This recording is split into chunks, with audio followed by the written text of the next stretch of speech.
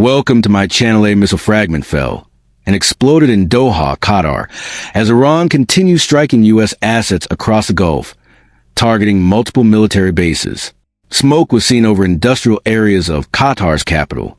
Strikes have also hit Bahrain, Jordan, Oman, Kuwait, Saudi Arabia, and the UAE. Iran confirmed that its forces launched ballistic missile attacks on multiple U.S. military installations across the Gulf, hitting both declared military targets and civilian infrastructure. This is not a conventional retaliatory strike. It's a pre-programmed military campaign executing itself without top-level command.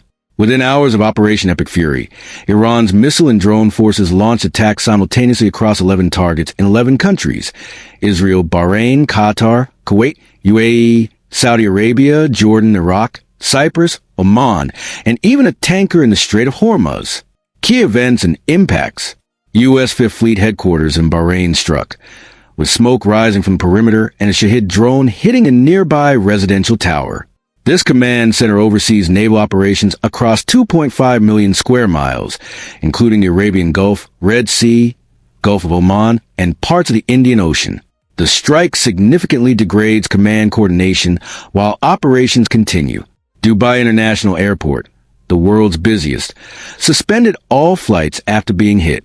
Abu Dhabi and Kuwait airports were also struck, causing casualties and structural damage. Flights and logistics have been paralyzed in the region, affecting millions of passengers and international supply chains.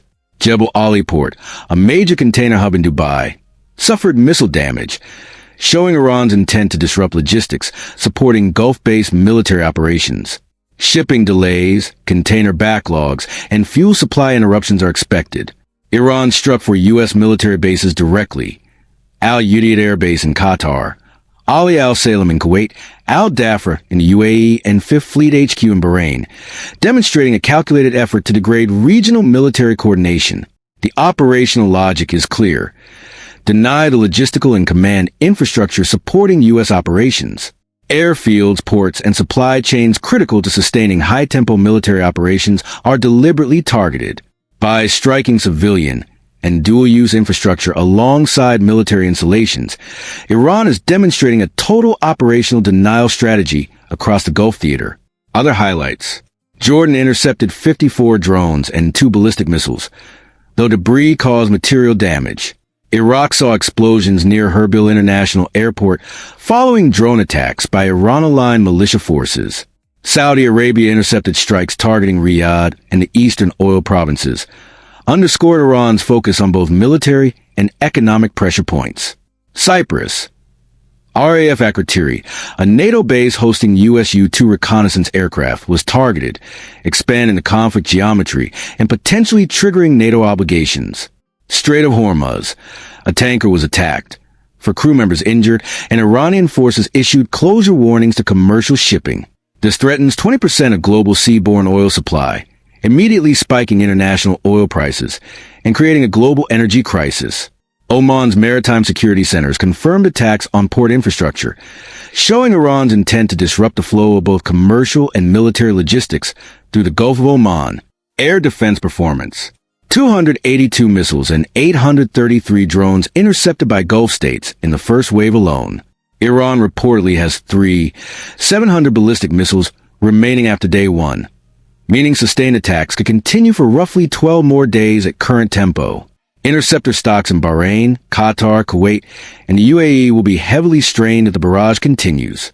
Complex salvo launches often require 2 to 3 interceptors per missile to guarantee a kill, highlighting the immense pressure on Gulf air defense systems. The strategic takeaway: Iran's actions demonstrate a doctrine-driven military campaign capable of operating without central command or civilian authorization. The targeting of military, dual-use civilian infrastructure, and maritime choke points shows a deliberate area denial strategy designed to degrade the operational environment sustaining Operation Epic Fury. By striking multiple countries simultaneously, Iran is creating operational friction, disrupting coalition logistics, and forcing the U.S. and its allies to respond across multiple domains simultaneously.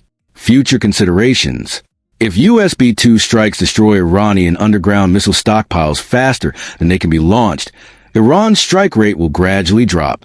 If Gulf air defenses run out of interceptors before resupply, defensive coverage over U.S. bases will degrade, increasing the likelihood of successful Iranian strikes.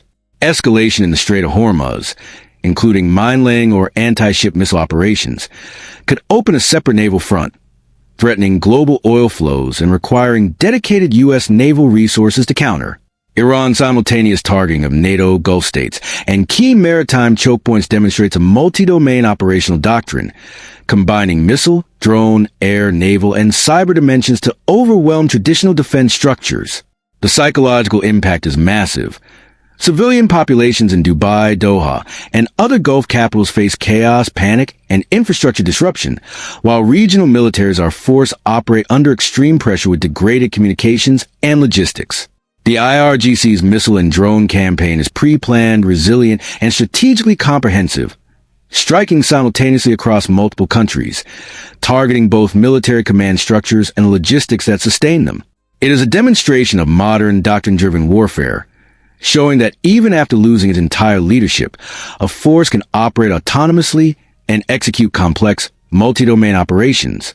If you want, I can also condense this into a highly dramatic, viewer-friendly version for social media or a YouTube video, keeping the stats and visuals punchy while maintaining clarity. Do you want me to do that?